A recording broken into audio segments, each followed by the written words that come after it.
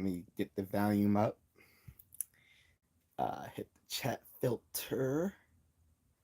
So this is going to be a short live. Um, Happy Easter to everyone, if you celebrate. If not, that's cool. um, Sorry, I've been a bit absent the last few days. Um, I wanted to post. I wanted to do a live stream Friday, and didn't get around to it. Friday, of course, was Good Friday as well. For again, you folks who celebrate. Um, some of you who are Eastern Orthodox probably won't be celebrating Easter until tomorrow. That's cool as well. Um, as you can see, I cut my hair. Um, I'm not bald because the funny thing is, when I cut my hair, people say I'm bald just because I cut it close. And then when I let it grow, people like, oh, you know, are you gonna let it grow out? I'm like, no, I'm just gonna cut it. So anyway, as you can see, Superman. So the the funny thing about uh, last Friday, last Friday was both. Sorry, so I'm back. So yeah, so so last Friday was both Good Friday and Superman Day, and I wanted to do something on that day. Unfortunately, I didn't even watch any Superman related stuff. My wife and I'm getting her into the original Superman movies. We just finished watching the original one about 5 days ago, and she was like, it's kind of corny. And I was like, well, I know, but it was made in 1978, you know, and it was actually the very first feature length uh superhero movie, which is fitting because he's the first superhero. so, um, and welcome to everyone in the chat room.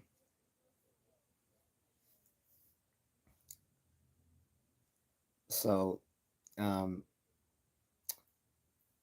let me get back to what I was saying. So, didn't do anything on Superman Day, but like I said, I did watch Superman, the original Superman movie, earlier last week with my wife because I was trying to get her into it.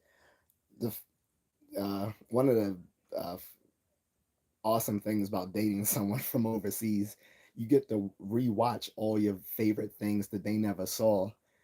Um, Living, overseas. Like I got her into Star Wars that way too, because she didn't know anything about the plot of the original three movies. So similarly with Superman, she's never saw it, and she was like, it's okay, but it's kind of corny. I was like, yeah, I know.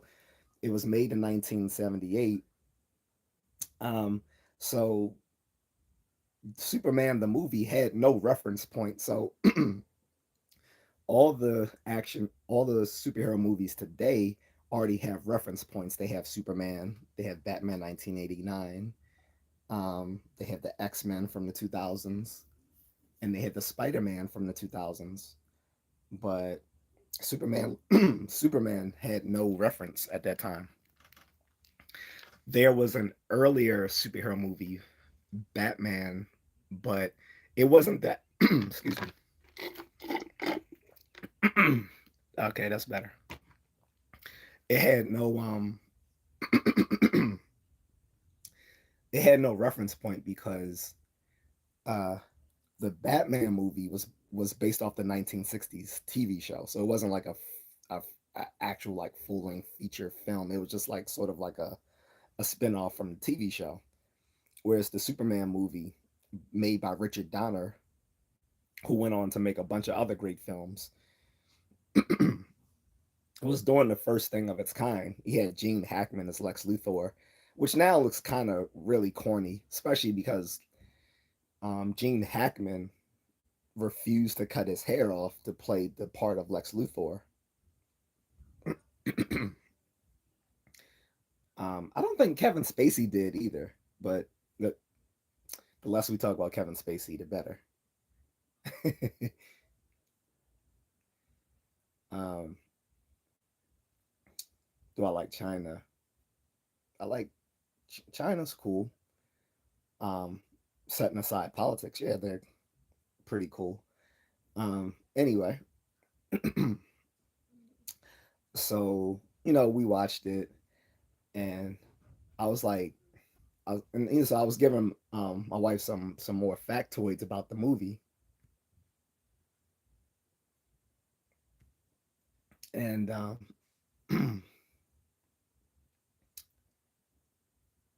was telling her it was like the first full length feature superhero film. There haven't been any before that. Before that was the Batman superhero film, but it was based off the 1960s campy TV show.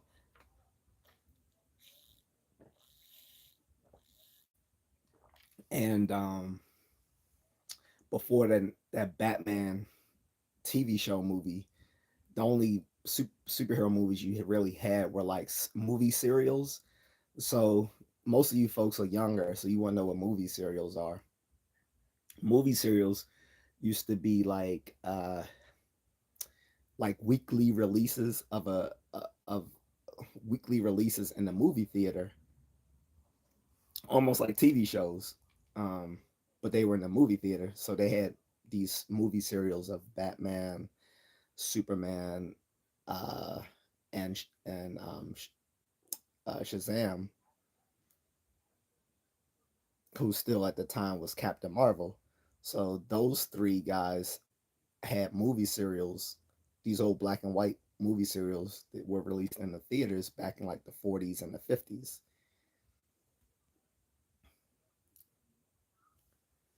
Um, so, and another factoid I told her about the Superman movie was um, was that in that movie was when the uh, the creators of Superman got some of their rights back to their character.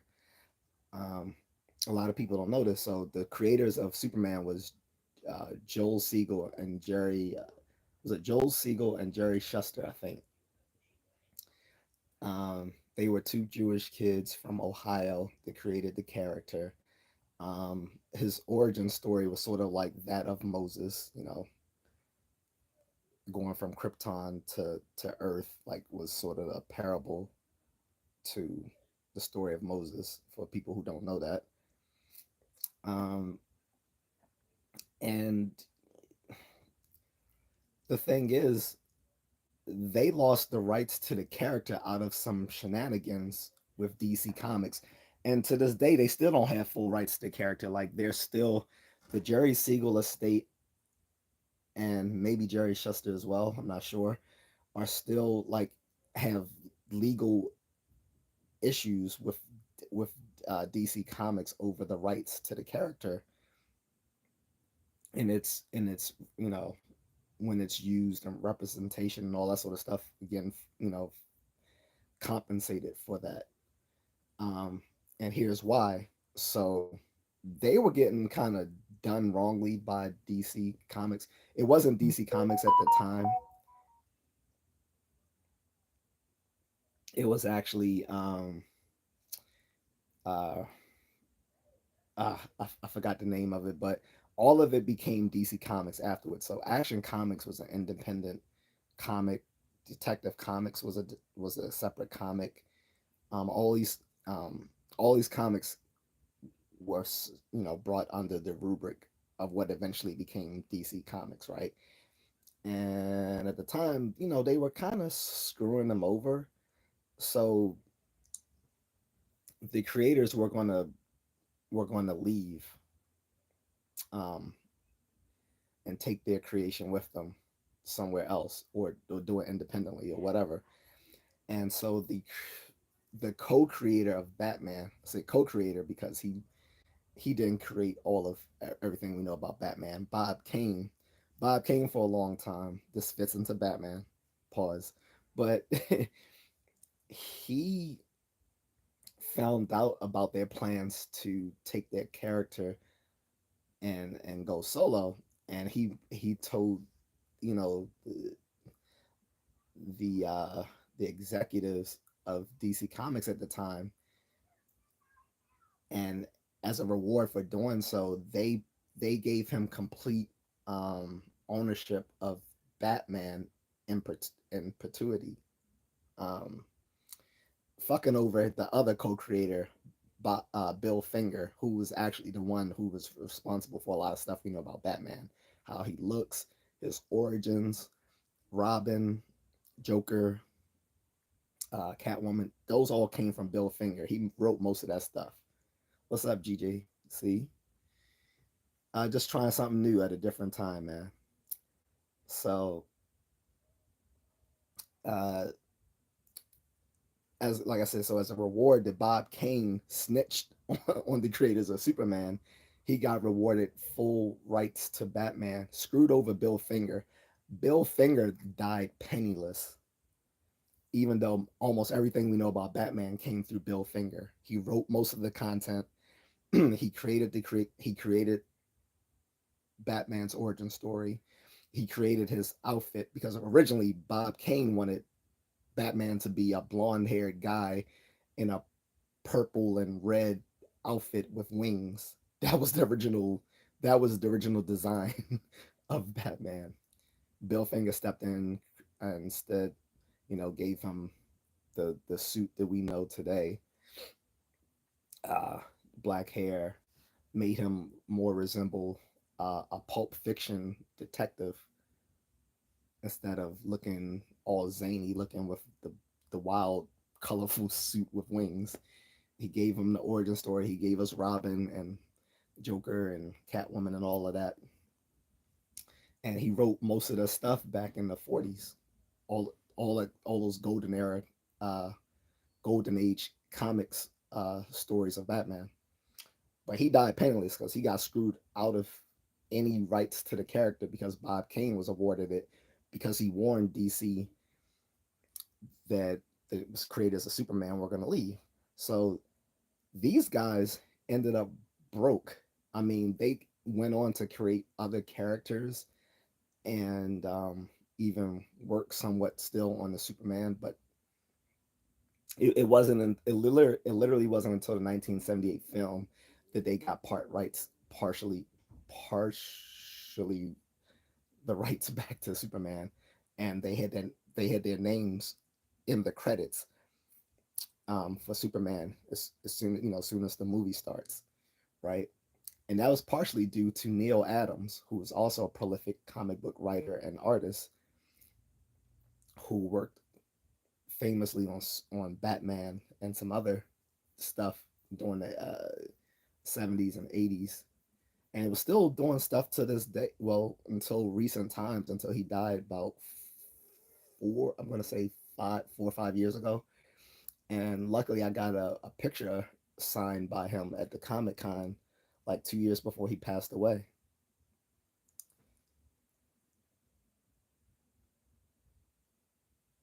So, you know, so we are going to watch Superman 2 hopefully tomorrow. She was gone all weekend for Holy Week. Holy Week is a big thing in the Philippines, so she's been gone from Thursday until today with her family. They went, to hang out with other family and do some stuff. She didn't go to church because, like me, she's not a church going person. But they did a lot of stuff, hung out, and you know, had some fun. But I wanted her to finish watching Superman with me. Superman 1 and 2. I would not force her to watch 3 and 4. That those are horrible movies. Um, and the only reason anyone will watch them just because it has Christopher Reeve in them. But other than that, those movies are horrible. Um, Ironically, those are the two that I saw in the movies as a kid because I was too young to see 1 and 2. One again came out in 1978. I was still an infant. Um, Part two came out, and I think um, 80 something. I think in 80, 1980. So still a little bit too young. So I saw 3 and 4 in the movies. Then I saw Supergirl in the movies. That was a Supergirl movie. A lot of people don't know that either. But 3 and 4, they always say 4 have killed the franchise, but that's only because people forget how bad Superman 3 was. Like Superman, everyone remembers how bad Superman 4 was because of the villain was this really corny guy. I think he was called Sunman or something like that. He was just like basically an evil version of Superman who got his power from the sun. I'm like, so he's just an evil Superman. But it was just so bad. But I still think Superman 3 was worse. Like in that movie he lost his powers and all this sort of stuff. But his his villain in Superman 3 was Richard Pryor. That's and Richard Pryor had no special abilities. He wasn't some super genius. He was just a evil Richard Pryor. Like it was goofy. Happy Easter, just a dude. Thank you.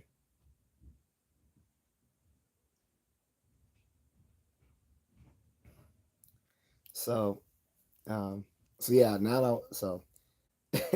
I wanted to watch Superman 2 because Superman 1 and 2 come together as a whole unit. And we watched. The good thing was when we watched Superman last week, we watched the director's cut.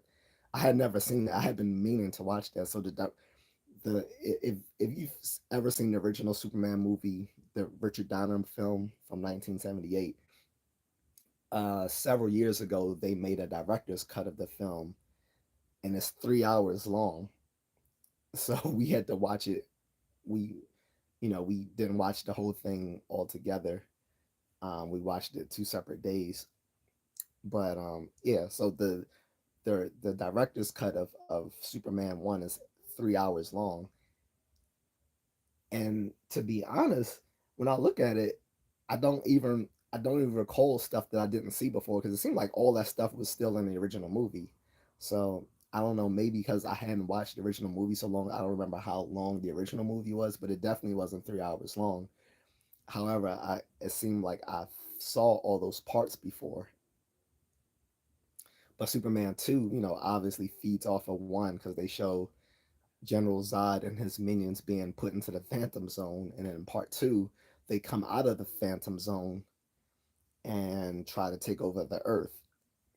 Um, so I'm gonna see what she thinks about part 2. If she thinks it's just as bad as part 1, but a lot of people like part 2. Kneel before Zod. You know.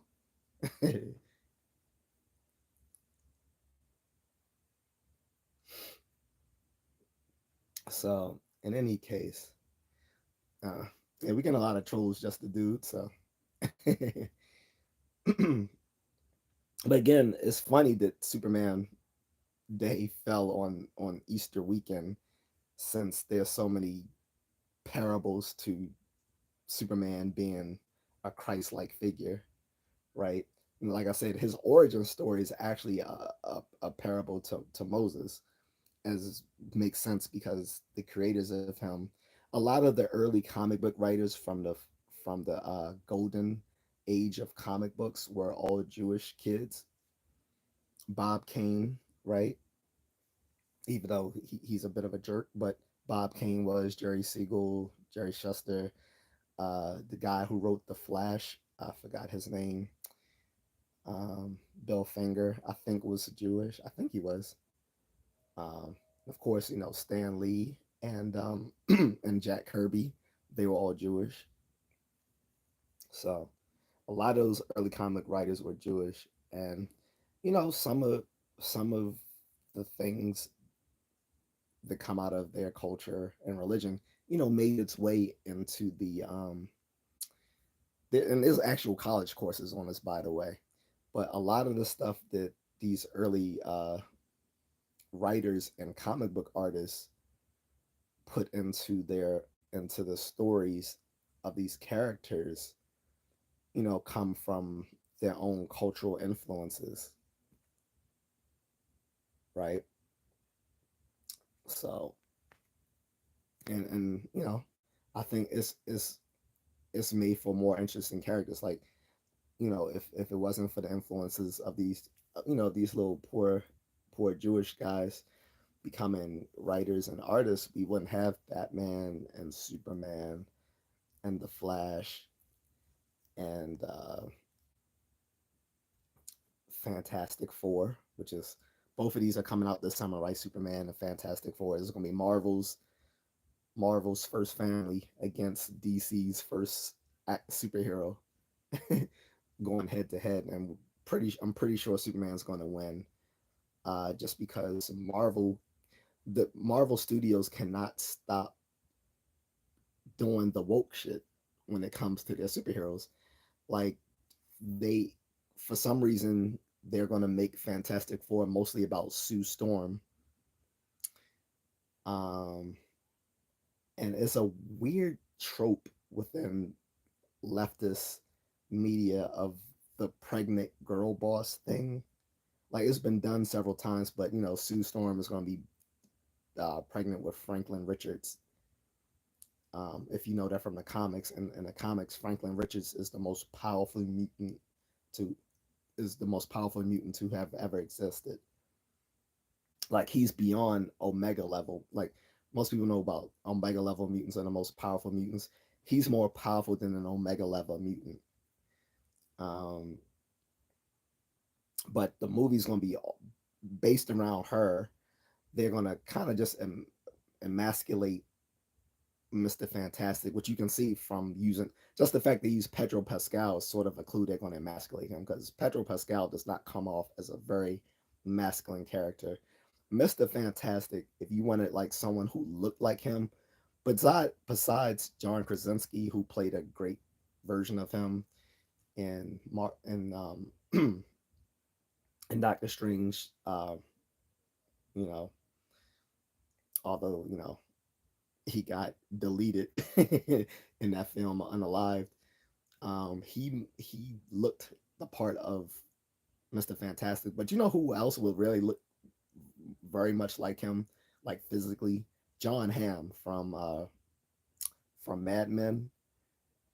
No one would have been mad if they used John Hamm to play Mr. Fantastic because that's how he looks in the comics. Um, Johnny Storm, for some reason now, they said he can't be a womanizer anymore or whatever. He can't like he has to be this little soft character. I don't know why. Um, and then of course, we they're using a female Silver Surfer, and they didn't gender swap Silver Surfer. Instead, they took Shala Bal, who was the Silver Surfer in the alternate universe, to be the Silver Surfer. I'm guessing because the Fantastic Four takes place in the alternate universe from the main continuity in the MCU.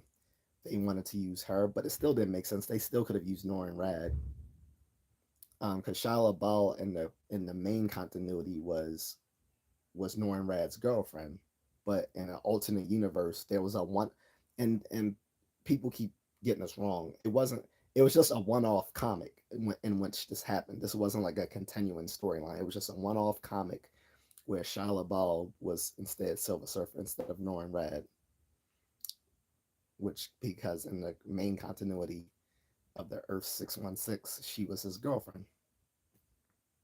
So it didn't really make sense to do that, but it's obvious Marvel can't stop getting in its own way, and when the movie fails, they're gonna blame again. They're gonna blame toxic masculinity and all this dumb stuff, and then they're probably gonna pivot to putting all their eggs into making the Avengers films as good as possible because that's literally the last leg they have left is the Avengers. It's either the Avengers or they just completely abandon that and go and just do everything about X-Men and Spider-Man because that's really because the Avengers is really what they have. But the problem with the Avengers is they don't have any of the main Avengers left. So um,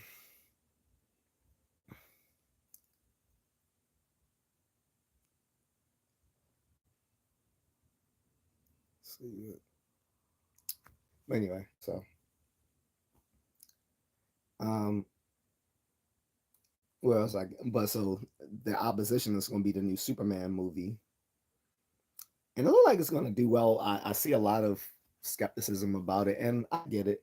A lot of people are skeptical because they're like, well, James Gunn can't make a serious superhero film because all we know of his films have been Guardians of the Galaxy, which were good movies, but people say, well, Guardians of the Galaxy was good because no one knew the characters except for like serious fanboys. Like no one knew Guardians of the Galaxy, so he could play with them like he wanted.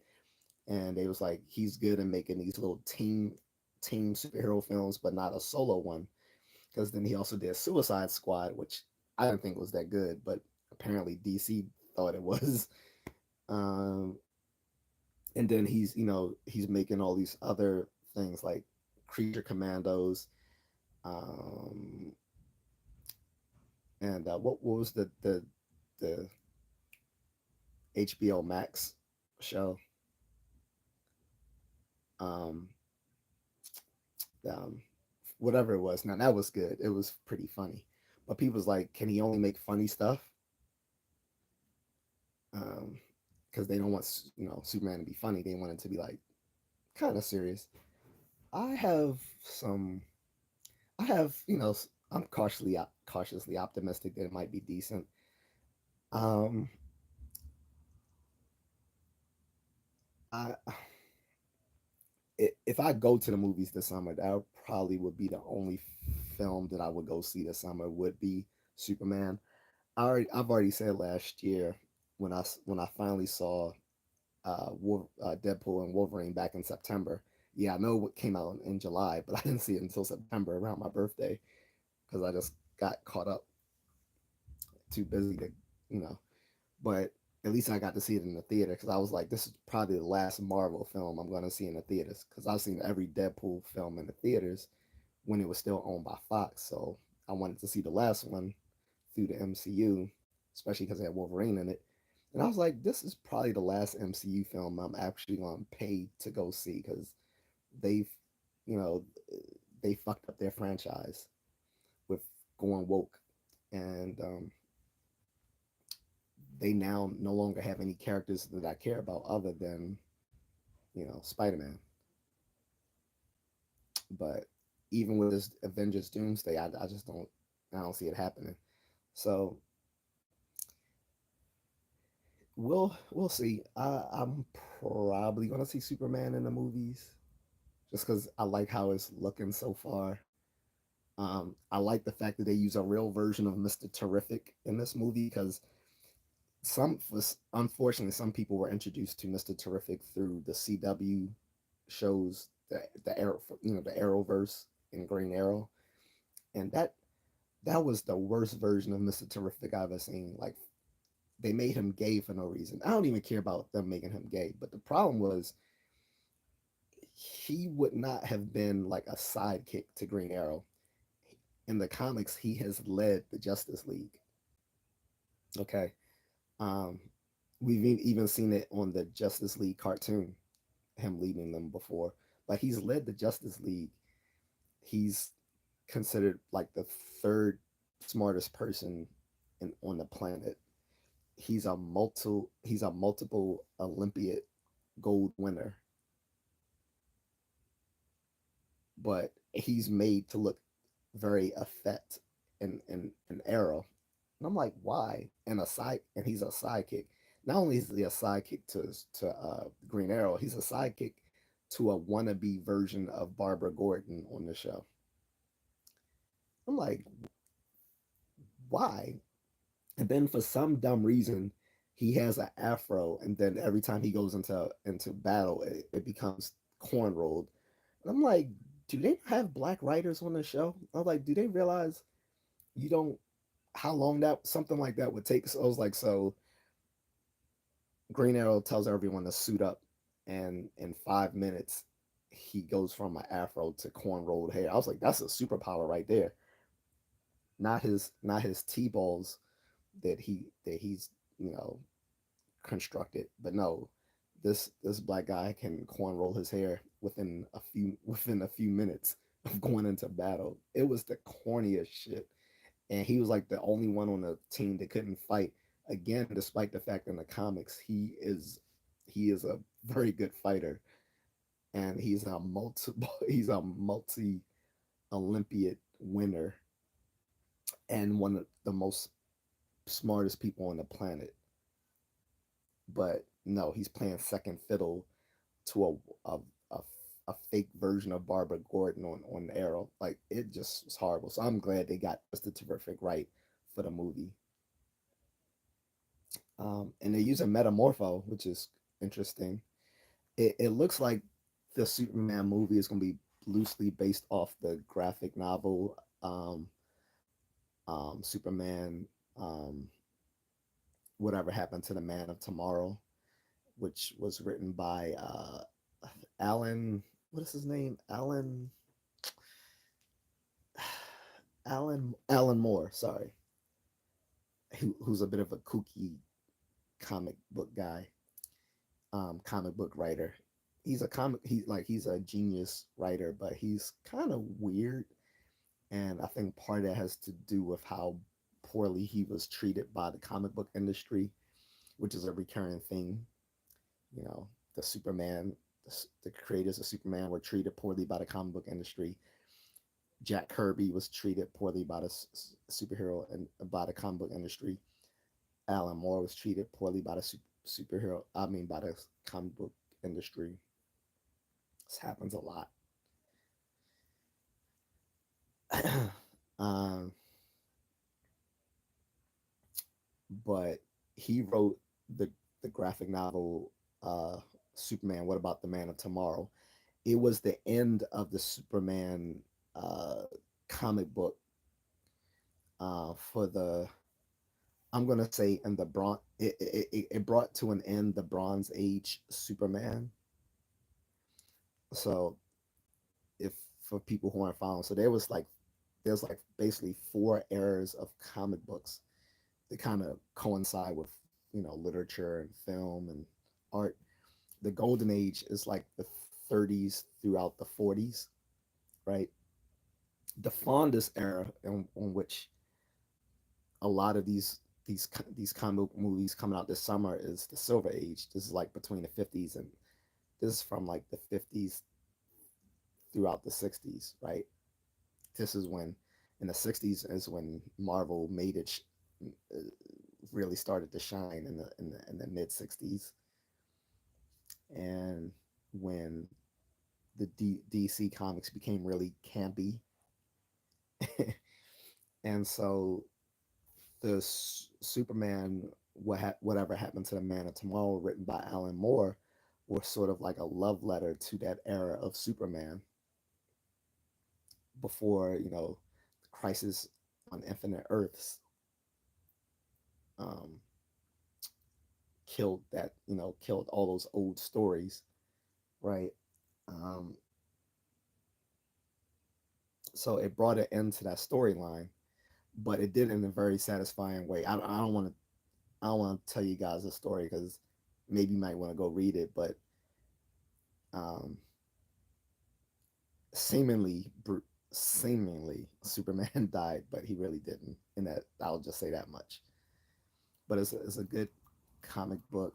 I don't think I have it yet. I think yeah, I think it's still on my Amazon wish list. I have All Star Superman, and I think the movie is based off of those two books, All Star Superman and Superman Whatever Happened to the Man of Tomorrow. And I like the bright colors. Like they're not subduing the colors like the retarded Snyderverse did. Like um,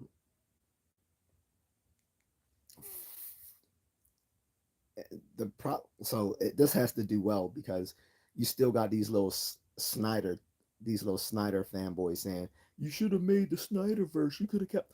Listen, no one liked the Snyderverse except for them. Like all the hoopla about the Snyderverse was manufactured online.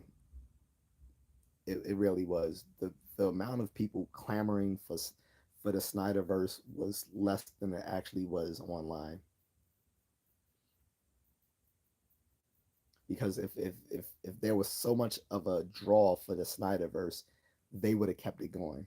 Obviously, just from a purely financial point, from a fairly purely financial standpoint, they would have kept it going. But the Snyderverse was not successful. It alienated a lot of people as soon as it began in 2013 with Man of Steel, in which you got a mopey emo Superman who wouldn't even save his own father. Like that that was just so weird. Like he literally could have just saved his father without eh, so fast that no one could have saw. Like that was so stupid that his father just like don't save me. Like that was stupid. It's like he didn't save his father and he killed Zod. Like what? And literally Zack Snyder said he made him kill just because he said, well, oh, people always say, Superman doesn't kill. So I want to see what happens when Superman kills. So Zack Snyder was just an edge lord. He didn't understand the properties in which he was using. He didn't understand superheroes, and it showed within his movies because they were horrible. Now the Zack Snyder version of the Justice League was pretty good, but that's only because he got to remake the movie twice.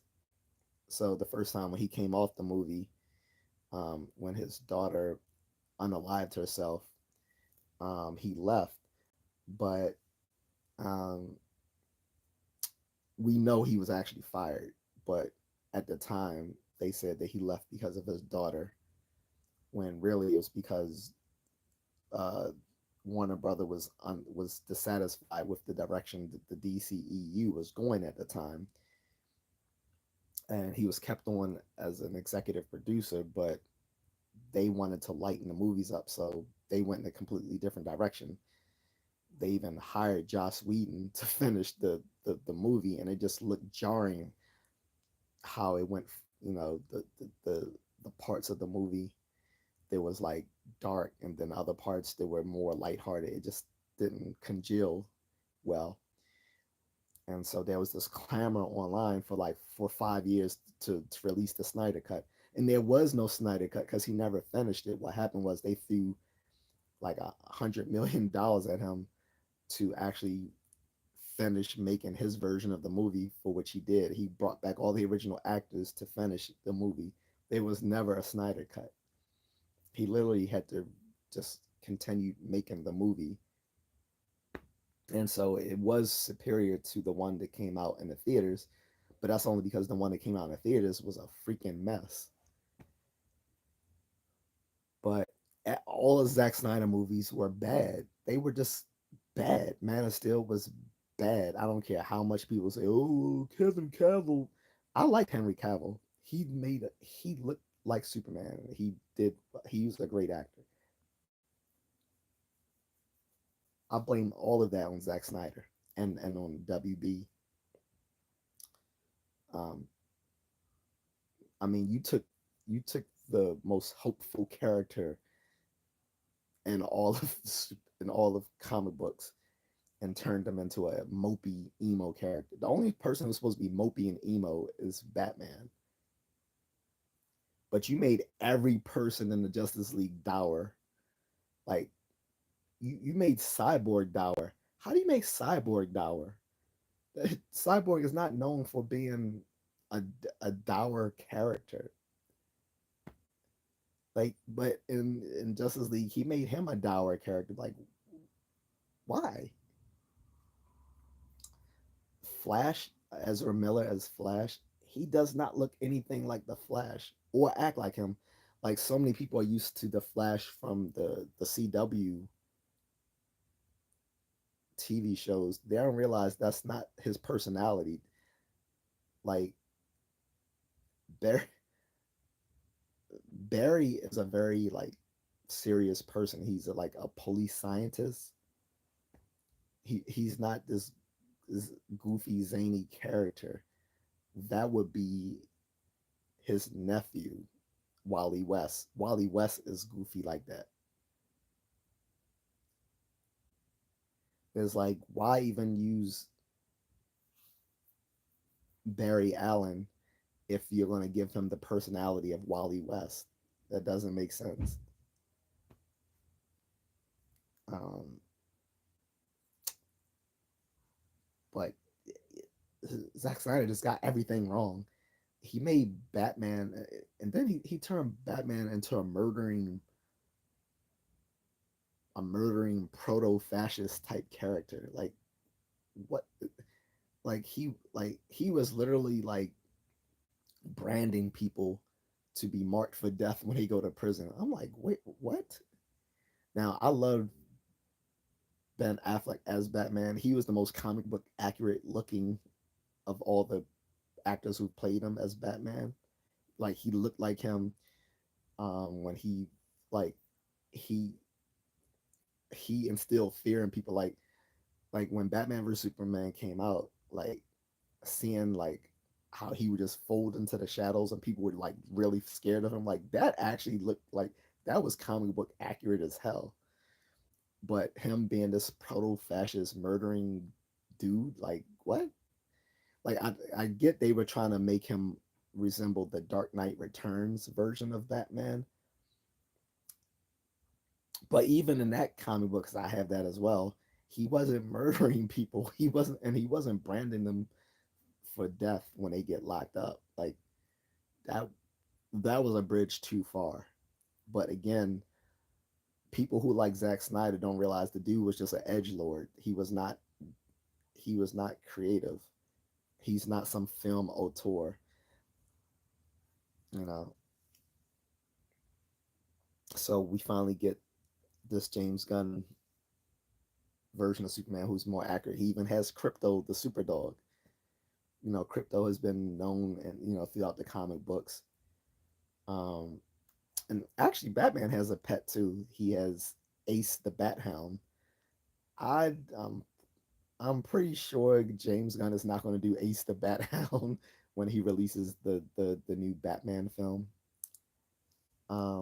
Whenever that gets made, and I'm not talking about the Matt Reeves Batman version with Robert Pattinson.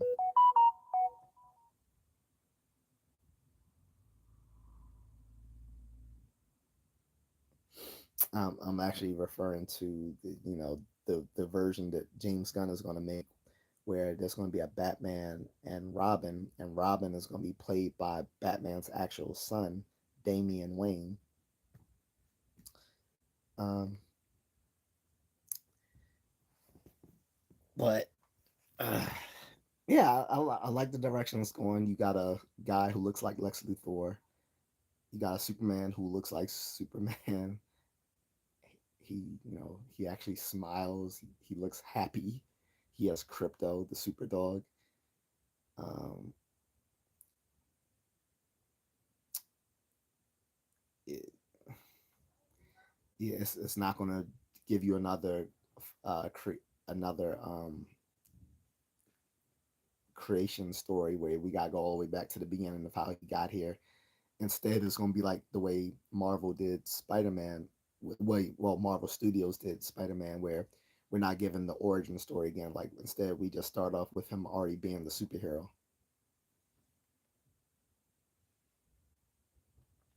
Hey, Agatha. Sorry, I didn't even see you.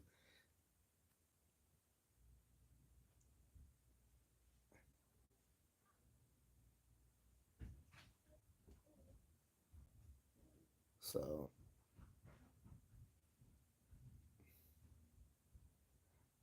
checking the comments.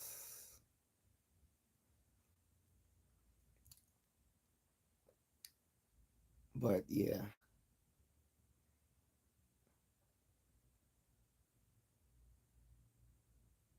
Um, but anyway,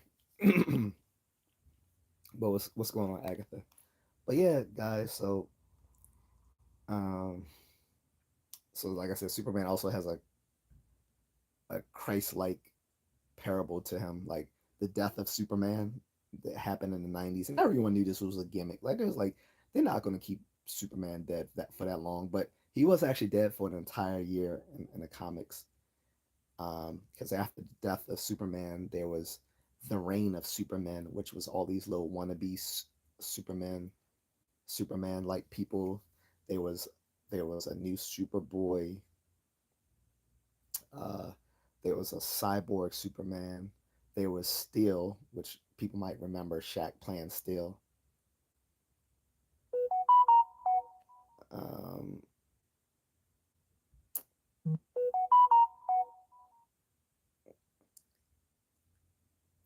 Let me check these.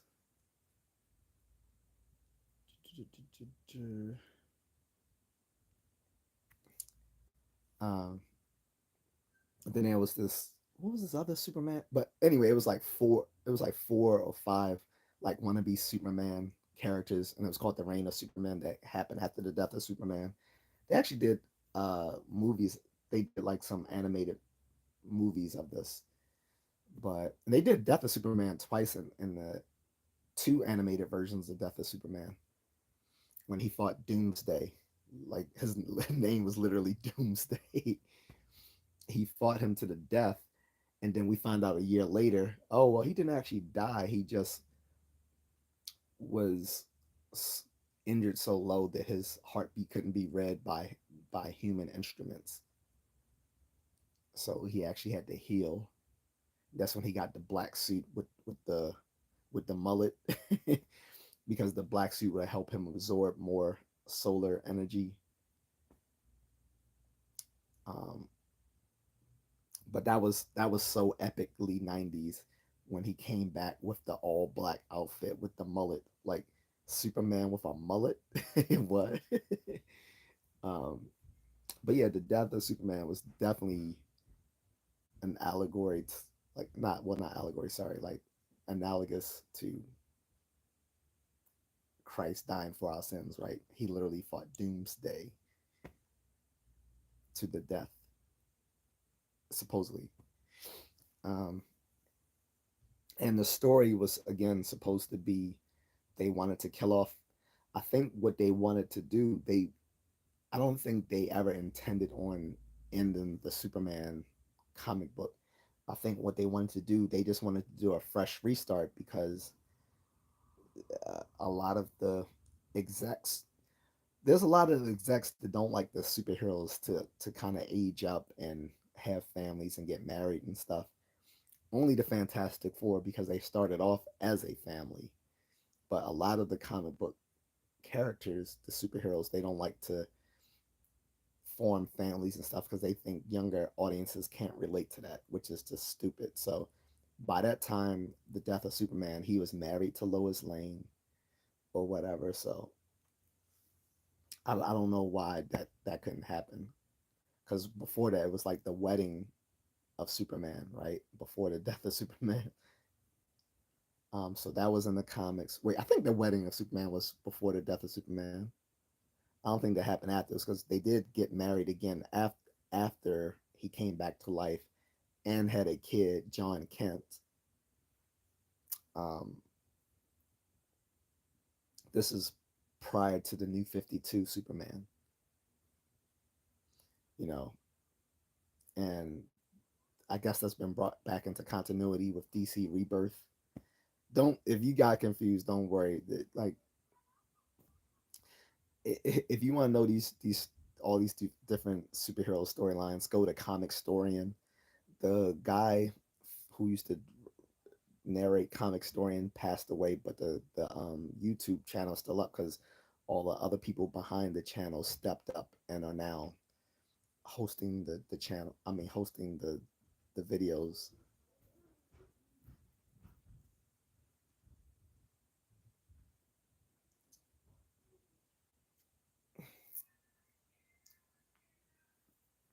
But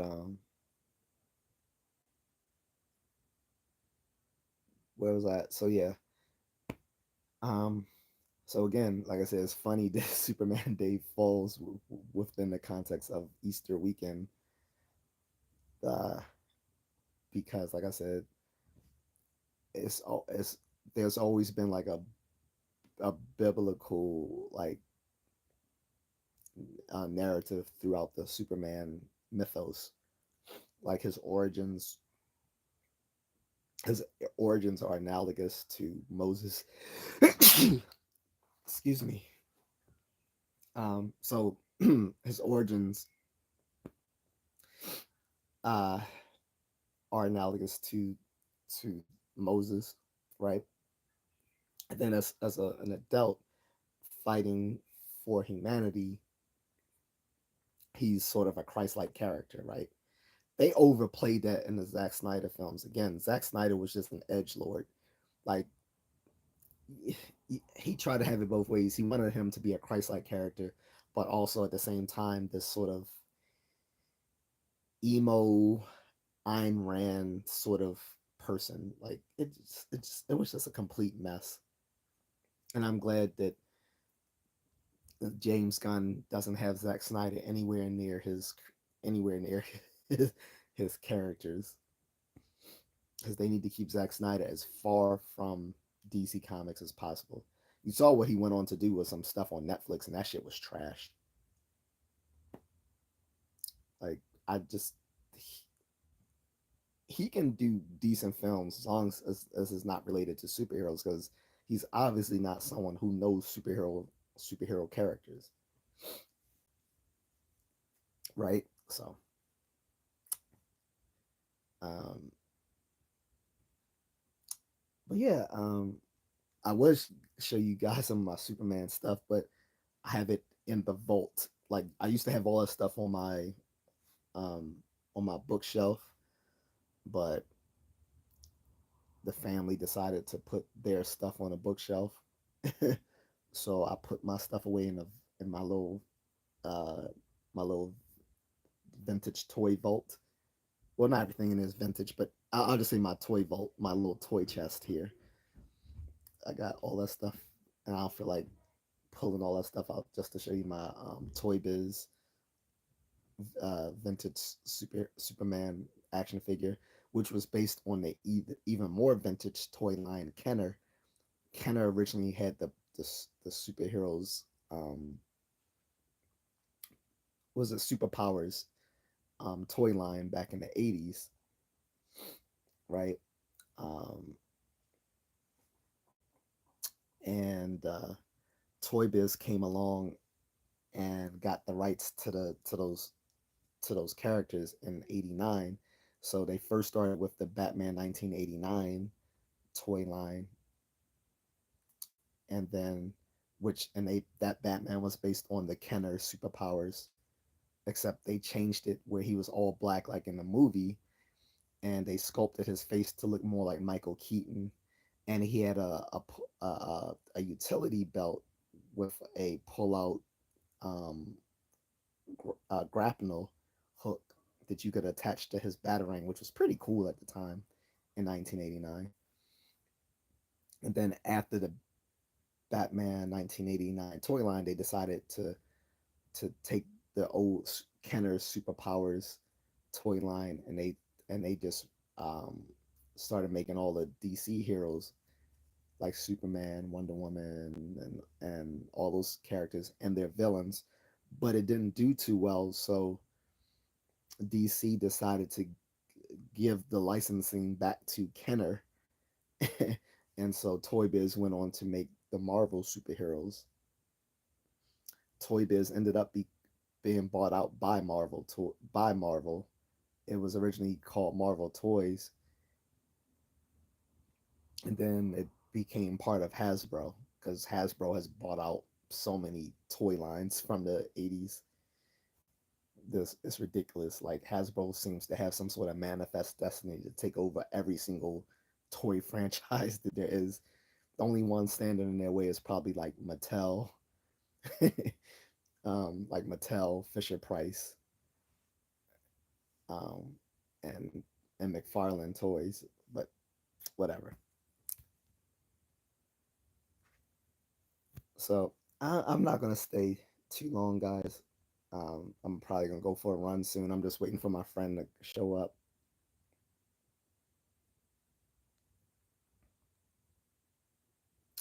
But I'll take questions about Superman. I've been ignoring some of these weird questions that have nothing to do with what I'm talking about.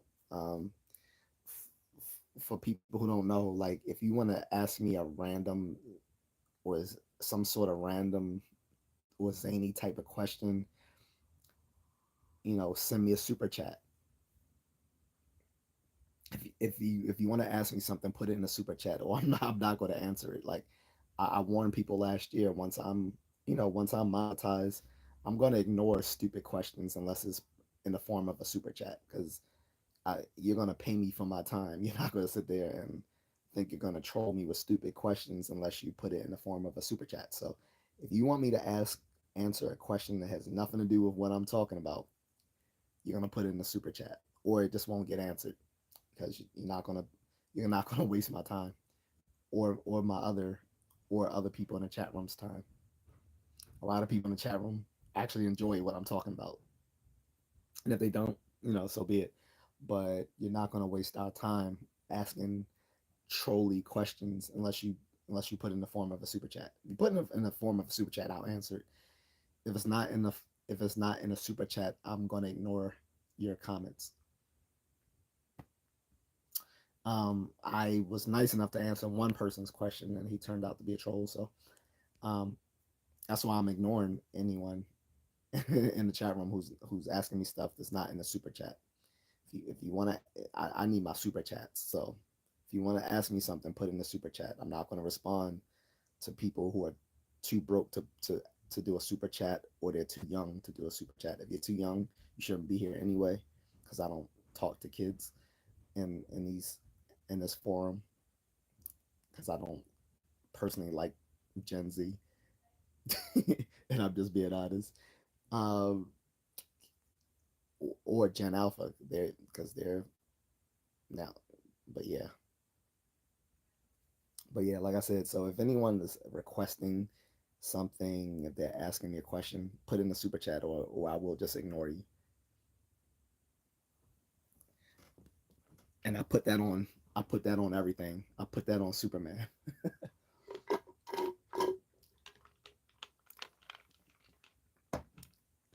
So,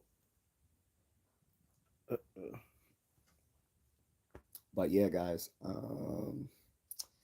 So what we'll be watching Superman 2 hopefully tomorrow, but definitely this week. Um,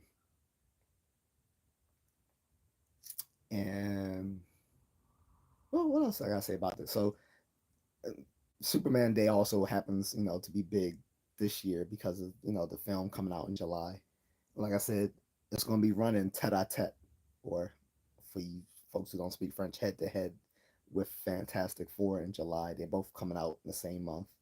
I don't think they're coming out on the same day. I don't think Marvel wanted. I don't think Marvel wants that smoke, but they are both coming out in July. Um, and like I said, I'm pretty sure Superman is going to do good despite some of the skepticism. And I get the skepticism because of James Gunn, because of all the mediocre DC films that come out in the past 10 years. Um, but even if it even if it's not like a blockbuster, it's still going to do better than Fantastic Four. Now, a lot of people are going to go see Fantastic Four just because they haven't seen a major MCU film in a while since Deadpool and Wolverine. Um, I I have a sneaky suspicion that Thunderbolts will actually be a good film, but I don't think it's going to do well in the theaters because so many people are going to assume that it's going to be as bad as Captain America Brave New World, which wasn't a good film by any stretch of the imagination, unless you're just some Afrocentric person who's like, oh, I got to go see Captain America because I got to support a black character. But other than that, Captain America: Brave New World was not a good film. It had been it had been pushed back a whole year and reshot twice, and had several failed uh, screenings prior to its release. So Marvel knew it wasn't going to do well, and a lot of people are probably going to assume that the Thunderbolts is going to be more of the same. So I don't think Thunderbolts is going to do well in the theaters, but I think it's actually going to be a good film. I'm not going to go see it in the movies. Like I said, Deadpool and Wolverine was probably the last Marvel film I will go see in the theaters, unless they do like a huge 180 in how they make their movies. Um, but I will watch it on Disney Plus. I think the only reason Deadpool and Wolverine were so good was because one, you still had Ryan um, attached to it, making making executive producer decisions on a movie, and it it was like a big love letter to all the previous Fox films, the X-Men films, the Fantastic Four films of the 2000s. And they didn't try to push all that current stuff that was in the MCU into the movie. Like, for instance, Ryan said he did not want She-Hulk in that film, which was great. So that was great. He would not let them MCU his film, which is why it was like the last good MCU film. He would not let them MCU it. um, and Deadpool is Marvel Jesus. He is risen. um, but again, I'm not trying to be, any, offend anyone religious, anyone's religious uh, sensibilities on Easter. I'm just making light of it, okay? Because Deadpool calls himself Marvel Jesus, so it's funny. Because of the success of the the Deadpool movies, I got to know the character. Like, I knew about the character, but it was because of the Deadpool movies I started to like the character. Because when he first came out, he was basically just a villain with a lot of mouth. But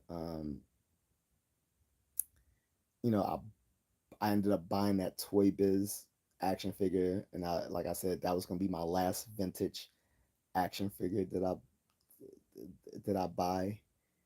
Um, and I bought Deadpool kills the Marvel universe. So that was a really good graphic novel. Well, not graphic novel, but yeah, I guess it was a graphic novel because it was a one-off. Um, because it wasn't part of it wasn't part of the Marvel continuity. So yeah, the Deadpool kills the Marvel universe was like a one-off. It was a graphic novel. So I bought that, and I bought the X Force comics in which Deadpool makes his first appearance in X Force. Thank you, Agatha. I was ignoring him. um, I already told them, Agatha. They're not listening to me. I'm not responding to anyone unless they drop it in the super chat. Like, the only time I'll respond to the chat room is on my Ask Me Anything days. If it's not an Ask Me Anything day, they need to drop it in the super chat if they want me to communicate with them. Um, but yeah, so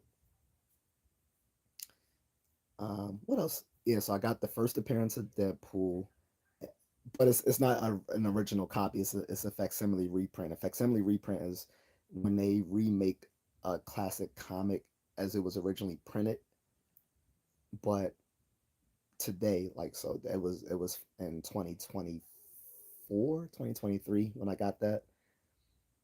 I'm about to get the facsimile reprint for Fantastic Four, the original story. I mean, the Fantastic Four #1, the facsimile reprint, and I want to get another facsimile reprint of Batman #1. I have a few of Detective Comics number 27, his first appearance, and I have facsimile reprint of Superman number one and Action Comics number one, by the way.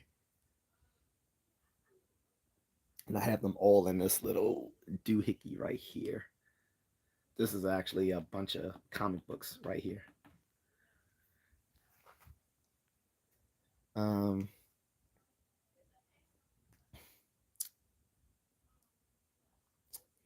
well, yeah. So, like I said, there's gonna be a head-to-head battle between Fantastic Four and Superman. Need to get the facsimile reprint of Fantastic Four and read that. I will watch Fantastic Four, but I'm gonna wait till all those movies come on Disney Plus.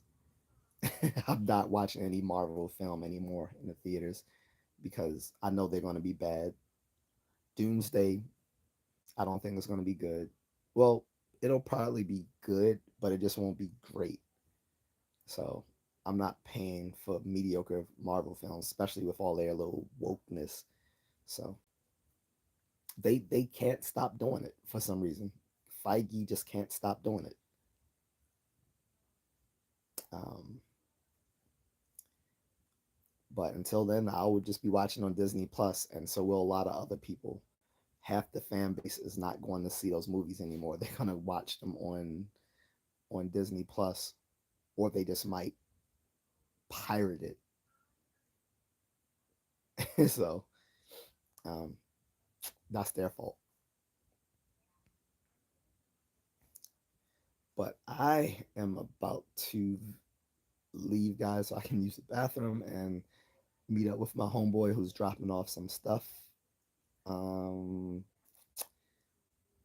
I said I will take questions actually germane to Superman,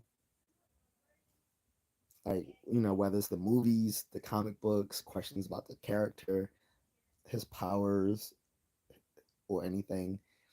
And I like that this harkening back to the Silver Age comics, which again, for the comic book fandom, the Silver Age is the most celebrated era of comics. When it first came out, it was seen as campy, all the stuff that came out in the 50s and 60s. But now this is like the treasure trove of comic books now. Like they are the most be like the Silver Age of comics from the 50s and 60s is the most beloved era.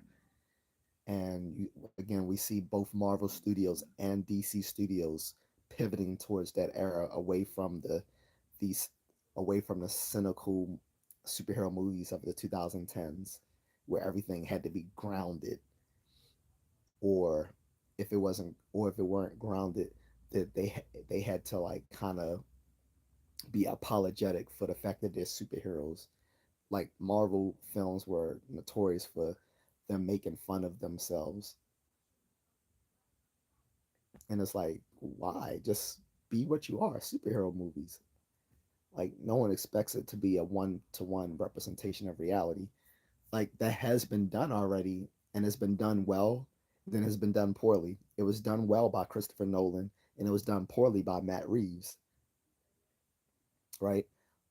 So the whole grounded Batman that Matt Reeves is doing, to me, is like you're just redoing what Christopher Nolan did. Like Christopher Nolan, the uh, Dark Knight trilogy is called the Nolan verse in comic books, right? And it basically gives us a Batman in a universe where there are no superheroes. That's the Nolan verse or the Dark Knight trilogy. So there was no need to retread that idea in Matt Reeves' The Batman, who's supposed to be a more grounded Batman. I was like, how is he more grounded than the Christopher Nolan films? All you did now was you made him some little emo twit who can't fight, who doesn't know how to be a ninja, and is too stupid to understand Spanish riddles. That's grounded. Okay, all right. So I will not be seeing Batman 2. There are rumors that Batman 2 has been canceled so that James Gunn can focus on making a, the Batman for his universe, for uh, the DC universe, because a lot of people think that if they make a sequel to Matt Reeves' The Batman, people will confuse it with the DC universe Batman, because the Matt Reeves The Batman is supposed to be an alternative story, a Elseworlds. It's supposed to be like a DC Elseworlds story, an alternative timeline. Whereas the Batman that James Gunn is making is going to be his main. It's going to be the main Batman for the DC universe, but it might confuse people what is what, because at some point there was talk about bringing over like the Penguin and some of the other characters into the DC universe from the Matt Reeves Batman. And the casual viewer doesn't know the difference. The casual viewer doesn't know that Matt Reeves Batman isn't going to be continuous with James Gunn DC universe. So it would be confused. It would be just like having all these alternate Supermans. Like there's been talk for 12 years of doing a black Superman. And they had talked about maybe Michael B. Jordan playing him or whatever. And they're still talking about it. And it's like that's cool or whatever, but you gotta get the main character, you gotta get the main universe correct first before you do the alternate stories. So that might be why they don't want to do a Batman 2,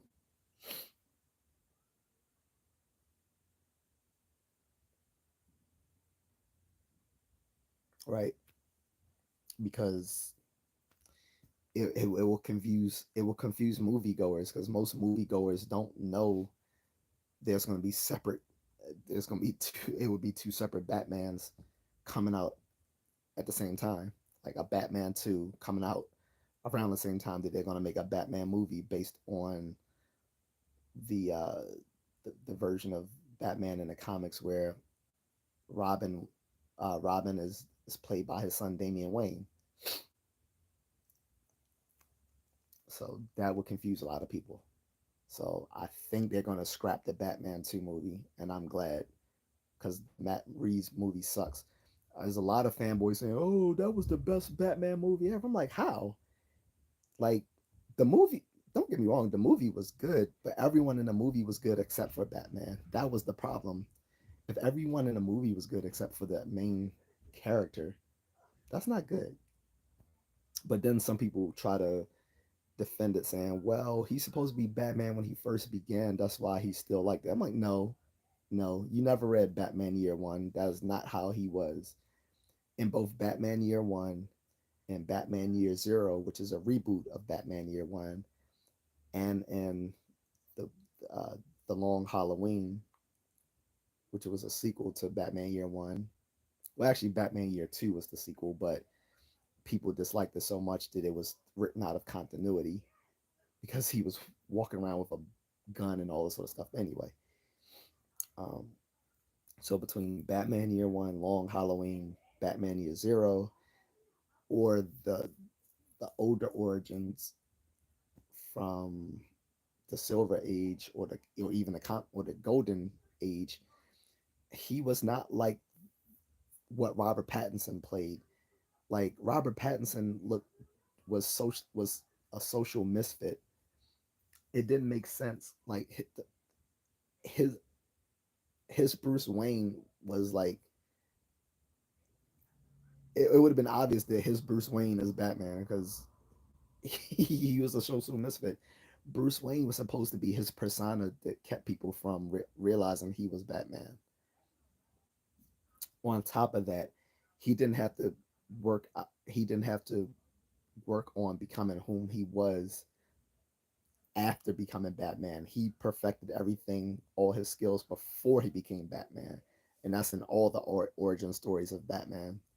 So people saying, "Oh, he's gonna get it together with how to fight and being a ninja and all that sort of stuff afterwards." It's like, no, that's not how this story worked.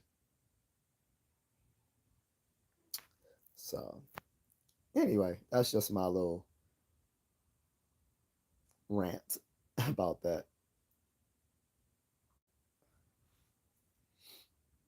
But in any case, I'm about to go. Nothing but trolls and morons in the chat room. So, um, luckily, my moderator Agatha is holding it down. Like I said, if you're gonna ask me a dumb question, put it in the super chat, or it will be ignored. There's only there's only one day in which I answer random questions, and that's my ask me anything format. On days where I say ask me anything, I will talk to the directly to everyone in the chat room. But when it's not asking me anything, I'm not gonna talk. I'm not gonna respond to stupid comments in the chat room. You're gonna have to drop it in the super chat. Either drop it in the super chat, send me a cash app, or or or buy me a coffee at buymeacoffee.com. The links are in the description. If you're not hitting me, if you're not hitting up the super chat, we got no rap. Straight up. If you're not asking me these dumbass questions that you guys are asking in the super chat format, I'm not going to respond to you. I will ignore you. If you if you're not dropping it in a super chat, you either need to be dropping a cash app or a buy me a coffee. If you're not doing either three of those things, I have no rap for you because I don't respond to low IQ people. Some of you little retards are going to learn that. I'm not Superman. I like Superman, but I'm not Superman. I'm a much more cynical character. Like, what my personality is somewhere between Spider-Man, Deadpool, and Wolverine. That's my personality. Um, so yeah, I may like Superman, but that's not my personality. And speaking of that, the before I go, I'm going to defend Superman. A lot of people think the character is out of touch with modern times, which is the whole point of James Gunn resurrecting the character in his DC universe to show why he is who he is, instead of trying to change Superman, which was what Zack Snyder tried to do, and why most people hated the character. People want to see Superman as he really is. This he's just a naturally nice person in a time where people aren't so nice. People are cynical, like me, mean spirited, and he represents the best of what we are as humans. And to say that makes him out of touch with reality, it says more about the person saying it than it does about Superman himself. I mean, even in the old campy 1978 film, where it made him seem kind of goofy and out of touch, there was just a very just lovable, good natured thing about Clark Kent and Superman that made you attached to the character. And if people think that makes him out of touch, that just shows that they're just overly cynical. Like, I'm cynical, but not to the point where I don't recognize why he is what makes him so great. Like, he's the character that everyone looks to for hope and inspiration when everything is going bad in the DC universe, in the DC multiverse. When things are at its lowest, people look to him for guidance and hope. People go to Batman for like leadership, you know, for leadership and for like guidance when it comes to like strategy and tactics to win a fight. But when it comes to hope and inspiration, it has always been Superman. Always has been and always will. So I'm gonna leave it with that. I think I'm gonna end it here. All right, but I might come back later this evening. We'll see how it goes. But this is fun. I just want to talk about Superman because I didn't do it Friday, didn't do it yesterday, but I had to do it today. Right. And I wish I had some more Superman stuff on me, but again, all my superhero toys and books are in the vault. I have my toys in the toy chest. I have my single issue comic books in my comic book um, storage bin, and I have my graphic novels in my um, cardboard boxes, or yeah, my cardboard boxes or my milk crates. Yes, I still need to organize that stuff. So that's it, guys. I'm out. Gotta tinkle anyway, so I need to hit the water closet. Ale OVC. So I'll be out. See you guys later. Thank you, and thanks Agatha for moderating for me. I'm gonna be out. If you guys, have questions or comments, leave it in the comment section, and I'll check that out. But if you have like like actual questions, um, even after the soup, even after this is no longer live, if you're watching this on if you're watching this broadcast on replay, um, you can't do a super chat, but you can do a super. You can still do supers, um, and you can drop any donation you feel I deserve. So thank you in advance. Peace out. And and thanks to everyone who has actually left me a super chat, um, or who've dropped me a cash app, or who have bought me a coffee. Thank you to you guys. I'm out.